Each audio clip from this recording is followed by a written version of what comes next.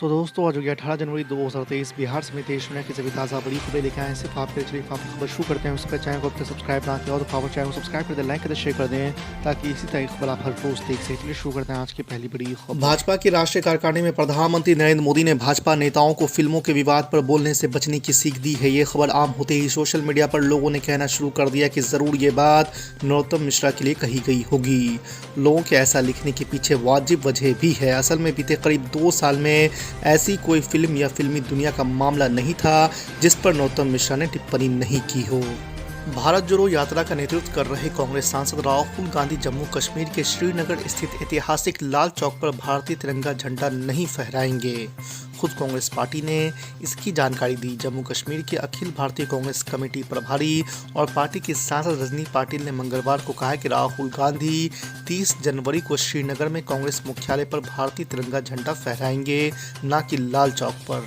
भाजपा के राष्ट्रीय अध्यक्ष जेपी नड्डा का कार्यकाल 1 साल के लिए बढ़ा दिया गया है। भाजपा की राष्ट्रीय कार्यकारिणी बैठक के दूसरे दिन रक्षा मंत्री राजनाथ सिंह ने ये प्रस्ताव पेश किया, जिसे सर्वसम्मति से पारित कर दिया गया है। जेपी नड्डा को सेवा विस्तार मिलने की घोषणा होम मिनिस्टर अमित शाह ने की है। उन्होंने इस दौरान जेपी नड्डा के कार्यकाल में भाजपा को मिली सफलताओं का भी जिक्र किया है। अमित शाह ने कहा है कि हमें उम्मीद है कि 2024 के आम चुनाव में भाजपा पीएम नरेंद्र मोदी और अध्यक्ष जेपी नड्डा के नेतृत्व में 2019 से भी बड़ी जीत हासिल करेगी। दक्षिण में चौथे मोर्चे का बिगुल बजाने की तैयारी तेज हो गई है। तेलंगाना में भारत राष्ट्र समिति बुधवार को एक जनसभा का आयोजन कर रही है। इस जनसभा में अलग अलग राज्यों के मुख्यमंत्री शामिल होंगे। आपको बता दें कि इनमें दिल्ली के मुख्यमंत्री अरविंद केजरीवाल, पंजाब के मुख्यमंत्री भगवत मान, केरल के मुख्यमंत्री पिनराई विजयन, समाजवादी पार्टी के नेता अखिलेश यादव और भारतीय कम्युनिस्ट पार्टी के डी राजा शामिल होंगे। उत्तर प्रदेश को नए भारत का ग्रोथ इंजन बनाने के कवायद में जुटे मुख्यमंत्री योगी आदित्यनाथ ने मंगलवार को कोलकाता में व्यापारियों को निवेश के लिए आमंत्रित किया है। आपको बता दें कि होटल ओबराय ग्रैंड में उत्तर प्रदेश सरकार द्वारा आयोजित कार्यक्रम में बंगाल के उद्योगपतियों और निवेशकों ने हिस्सा लिया। मुख्यमंत्री ने उत्तर प्रदेश को निवेश के दृष्टिकोण से अपार संभावनाओं वाला राज्य बताया है। बिहार में रामचरितमानस को लेकर जारी सियासी घमासान के बीच बीजेपी नेता सुशील मोदी ने तेजस्वी यादव पर हमला बोला है। उन्होंने कहा है कि हिंदुओं का अपमान करने वाले शिक्षा मंत्री चंद्रशेखर को तेजस्वी यादव बचा रहे हैं, जबकि मुख्यमंत्री नीतीश कुमार ने उनसे अपना बयान वापस लेने के लिए कह चुके हैं। इससे महागठबंधन में दरार और बढ़ गई है। दिल्ली के मुख्यमंत्री अरविंद केजरीवाल मंगलवार को विधानसभा में एक बार फिर से एलजीबीटी सक्सेना पर जमकर बरसे हैं। शिक्षकों को फिनलैंड जाने से रोकने का आरोप लगाते हुए अरविंद केजरीवाल ने कहा है कि एलजी साहब की मानसिकता है कि उनके बच्चों को तो अच्छी शिक्षा मिले मगर गरीबों के बच्चों को नहीं। केजरीवाल ने यह भी कहा है कि कल केंद्र में आम आदमी पार्टी की सरकार हो सकती है और उनका एलजी होगा। नोबेल पुरस्कार से सम्मानित अमर्त्य सेन की तारीफ से पश्चिम बंगाल की मुख्यमंत्री ममता बनर्जी काफी गदगद नजर आ रही है। ममता बनर्जी ने सोमवार को कहा कि सेन की सलाह उनके लिए आदेश है। आपको बता दें कि सेन ने कुछ दिन पहले ही कहा था कि तृणमूल कांग्रेस के प्रमुख ममता बनर्जी में देश का अगला प्रधानमंत्री बनने की क्षमता है। ममता बनर्जी ने कहा है कि अर्थशास्त्री दुनिया भर में मशहूर बुद्धिजीवी है और उनका ज्ञान हमें रास्ता दिखाता है और उनकी सलाह मेरे लिए एक आदेश है। सोमवार को भाजपा की राष्ट्रीय कार्यकारिणी का पहला दिन था। इस दौरान किन बातों पर चर्चा हुई, इसकी झलक भाजपा नेताओं ने दे दी है। भाजपा ने अपनी राष्ट्रीय कार्यकारिणी के दौरान जिन 2 चीजों पर नजर गड़ा रखी है वो है 2023 के विधानसभा चुनाव और मिशन 2024। यही वजह है कि भाजपा की कार्यकारिणी के दौरान एक खास एक्सरसाइज पर ध्यान दिया गया। ये एक्सरसाइज थी चुनावी राज्यों के दिग्गजों से रिपोर्ट कार्ड की मांग। गुलाम नबी आजाद की नई नवेली डेमोक्रेटिक आजाद पार्टी मजबूत होने के बजाय और टूटती हुई नजर आ रही है। कांग्रेस के सीनियर नेता जयराम रमेश ने सोमवार को ट्वीट करके जो बात कही है उससे निश्चित तौर पर आजाद की टेंशन बढ़ने वाली है। उन्होंने कहा कि गुलाम नबी आजाद की पार्टी के और नेता मंगलवार को कांग्रेस में वापस आएंगे। भाजपा नेता सैयद शहनवाज हुसैन को रेप केस में बड़ा झटका लगा है। ये झटका सुप्रीम कोर्ट ने दिया है।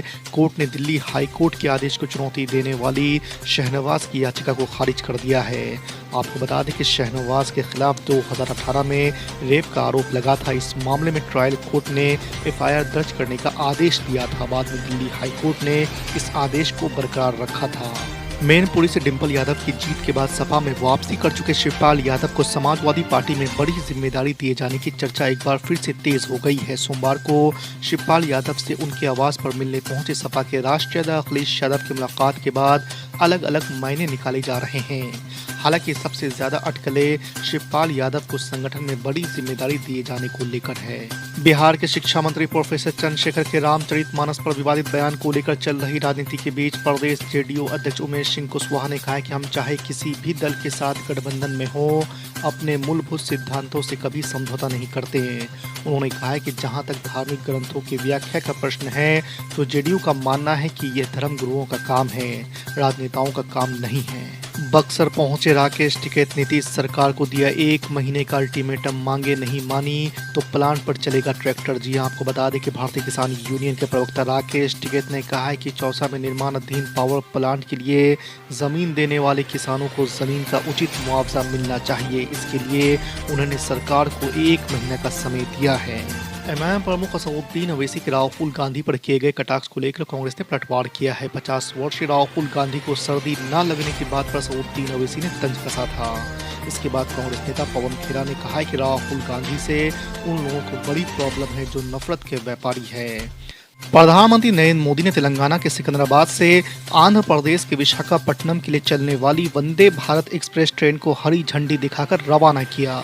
ये ट्रेन 700 किलोमीटर की दूरी 8 घंटे में तय करेगी।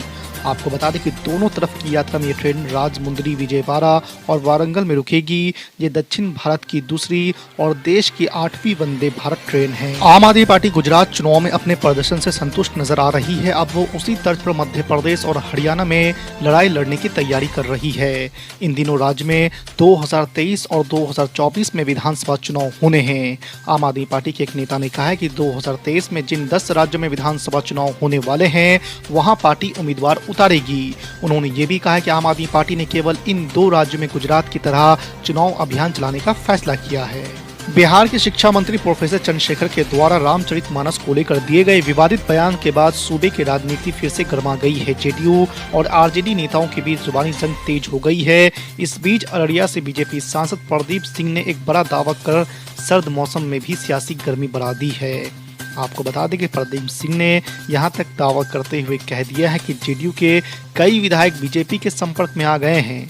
उन्होंने कहा है कि बस थोड़ा सा इंतजार कर लीजिए, बिहार में भी महाराष्ट्र जैसा खेल दिख जाएगा। झारखंड में नगर निकाय चुनाव में ओबीसी को आरक्षण नहीं देने के मामले में राज्य सरकार को 2 सप्ताह की मोहलत मिल गई है। आपको बता दें कि राज्य सरकार के अनुरोध को स्वीकार करते हुए कोर्ट ने जवाब दाखिल करने के लिए 2 सप्ताह का समय दिया है। विदेश मंत्री एस जयशंकर ने शनिवार को कहा कि पाकिस्तान से उत्पन्न होने वाले आतंकवाद और चीन के साथ सीमा पर आक्रामक झड़पों पर भारत की जवाबी प्रतिक्रिया ने प्रदर्शित किया है कि देश किसी के दबाव में नहीं आएगा। आपको बता दें कि उन्होंने कहा है कि देश अपनी सुरक्षा सुनिश्चित करने के लिए हर संभव कदम उठाएगा।